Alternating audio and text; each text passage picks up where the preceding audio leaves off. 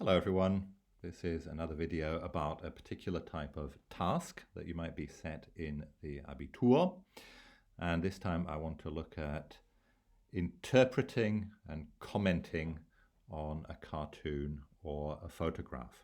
Now, where would you find that in the Abitur? In the third section. So the first section is reading comprehension, then you have analysis or mediation, and then part 3, composition, and this is a fairly common type of task in this third part of the written exam. To make things a little bit more concrete, I've brought a fairly simple cartoon. Here it is.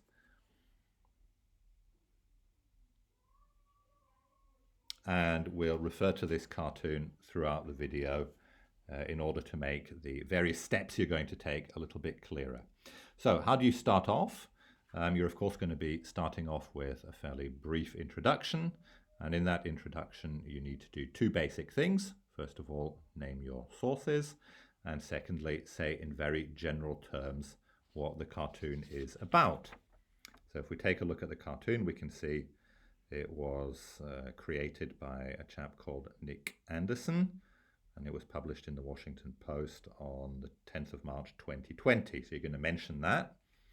And then in general terms, you're going to say something like, this cartoon broaches the issue of Donald Trump's handling of the corona crisis.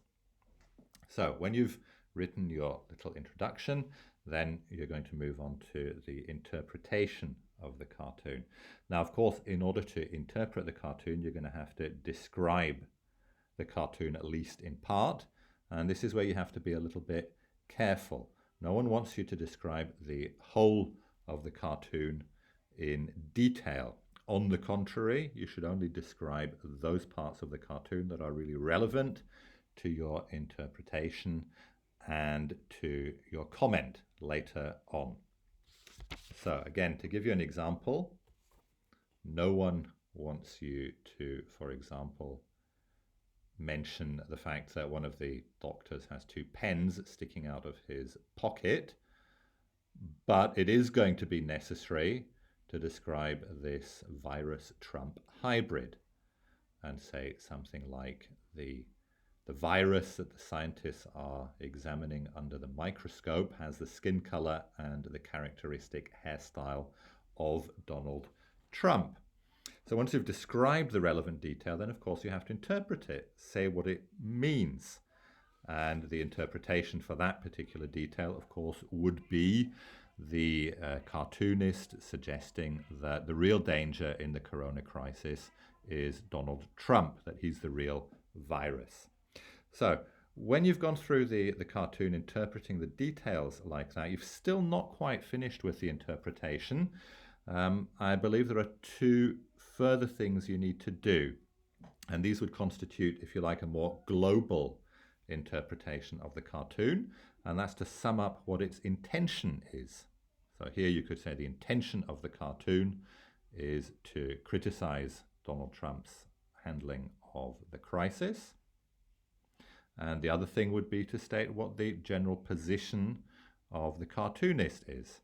And in this particular case, again, quite clearly, the cartoonist is a critic, strong critic of Donald Trump's approach.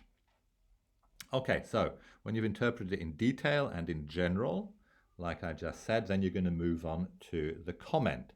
And the main part of your comment, of course, is going to be whether you agree with the cartoon's message, whether you believe that Donald Trump really is more of a hindrance than a help in the crisis, whether his incompetence is what is causing the loss of lives in the United States.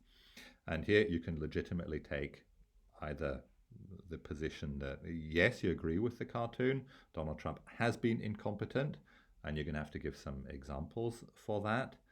Or, on the other hand, you could say, no, he hasn't really been incompetent, and then you'd need to give some examples for his success in dealing with the crisis.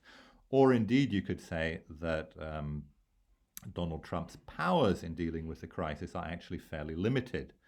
because a lot of the action that has to be taken to combat corona in the United States has to be taken by the governors of the various states and not the federal government. And of course, you could take any number of more balanced positions which see both the pros and cons of Trump's dealing with the crisis.